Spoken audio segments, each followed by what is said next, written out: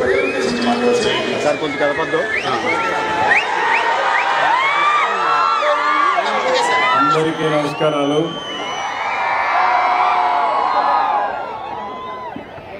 ఈరోజు మనం అందరం కూడా ఒక మంచి కార్యక్రమం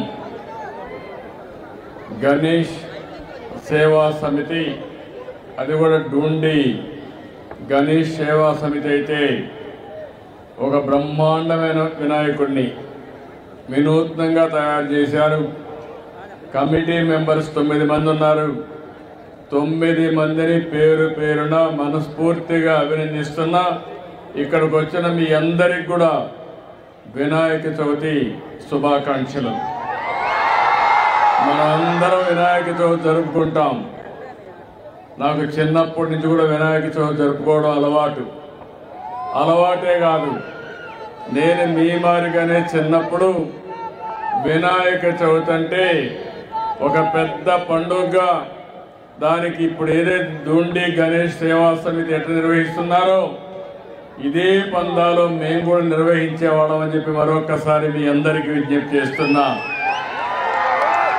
ఈరోజు మనందరం కూడా సుఖ సంతోషాలతో ఆనందంగా ఉండాలంటే మనం చేసే పనికి ఎలాంటి విఘ్నాలు ఉండకూడదనుకుంటే అవన్నీ తొలగించే శక్తి ఒకే ఒక వ్యక్తికి, ఒక శక్తికి, వినాయకుడికి మాత్రమే ఉన్నాయని చెప్పి మరొకసారి మీ అందరికీ విజ్ఞప్తి చేస్తున్నా. చిన్న పిల్లలకు బాగా చదువు రావాలంటే పుస్తకాలు తీసుకెళ్ళి వినాయకుడి దగ్గర పెట్టి పూజ చేసి అక్కడి నుంచి పిల్లలు బాగా చదువుకునే పరిస్థితి వస్తుంది. ఈరోజు ఈ యొక్క వినాయకుడికి పూజ చేశాం.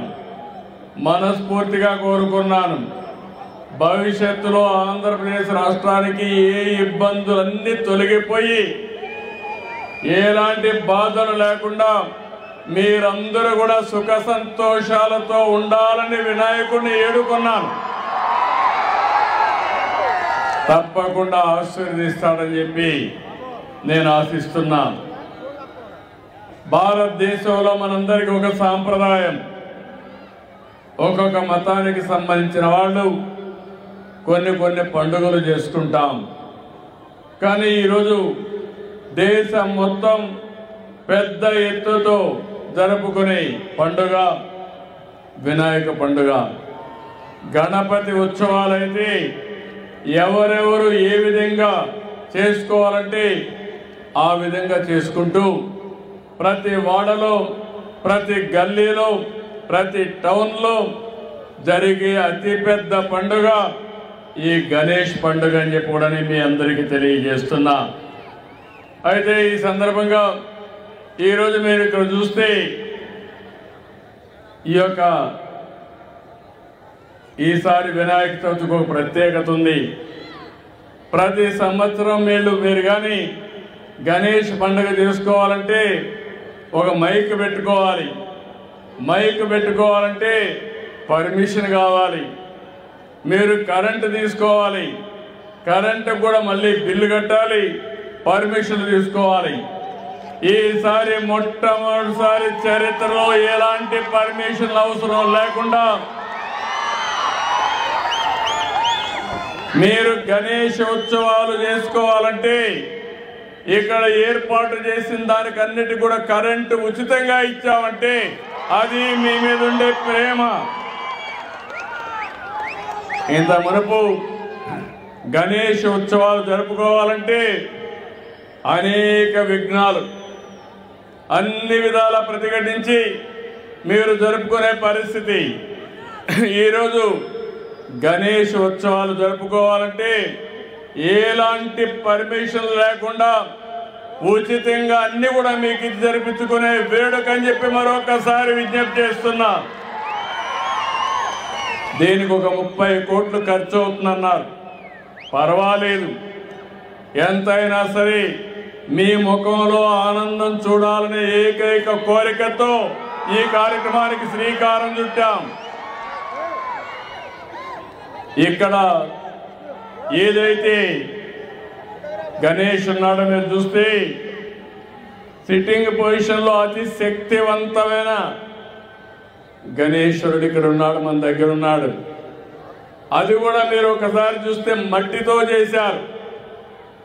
అందులో కూడా ఇప్పుడు చెప్తున్నారు, నేను దీని మీద చాలా ప్రయత్నాలు చేశాను. హైదరాబాద్ నగరంలో ఒకప్పుడు మీరు చూస్తే ప్రతి ఒక్క దిక్కడ గణేష్ ఉంటాడు. ఆ ప్రొవిజన్ వస్తే కూడా చాలా ఇబ్బందులు క్రియేట్ చేసేవాళ్ళు. నేను ఒకటే చెప్పాను, గణేష్ ఉత్సవాల్లో ఎలాంటి అపస్కృతి జరగకుండా పూర్తిగా లా అండ్ ఆర్డర్ కాపాడిన బాధ్యత ఆనాడు తెలుగుదేశం ప్రభుత్వాన్ని చెప్పి కూడా నేను మీకు తెలియజేస్తున్నా.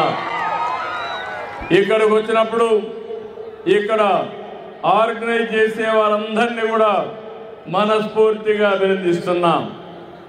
వివిధ ప్రాంతాల్లో ఏర్పాటు చేశారు. ఈసారి సితార గ్రౌండ్లో 72 అడుగులు, అది కూడా సిట్టింగ్ పొజిషన్లో. అందులో కూడా కలర్స్ ఏమీ లేవు, ఎలాంటి అన్ని కూడా నేచురల్గా మట్టి నార ఇవే తీసుకొచ్చి బ్రహ్మాండంగా ఏర్పాటు చేసి అందులో కూడా మైక్రో ఇరిగేషన్ పెట్టి డ్రిప్ ఇరిగేషన్ పెట్టి రేపు అన్నీ పూర్తయిన తర్వాత ఇక్కడే గణేష్ నిమజ్జనం కూడా ఇక్కడే చేస్తున్నారంటే ఇది ఒక ప్రత్యేకమైన ఆకర్షణ అని చెప్పి మీ అందరికీ తెలియజేస్తున్నాను.